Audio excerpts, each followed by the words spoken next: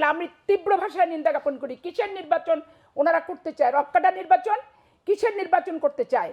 মানুষকে মেরে ওই পানি যখন চাইছে পেশাব মুখে দেওয়ার নির্বাচন।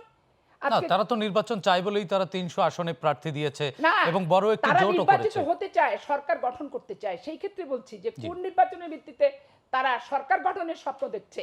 এই একটা মানুষকে গলা টিপে মেরে যখন পানি পানি করে চিৎকার দিচ্ছে চট্টগ্রাম কলেজে, তখন তাকে পেশাব দেওয়া হয়েছে।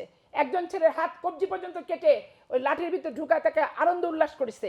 রাজশাহী বিশ্ববিদ্যালয়ের নতুন তপন বিশ্বজিৎ, ডাক্তার জামিল এবং আমার ছাত্র দলের জাসাসের ছেলে আমানকে হত্যা করেছে।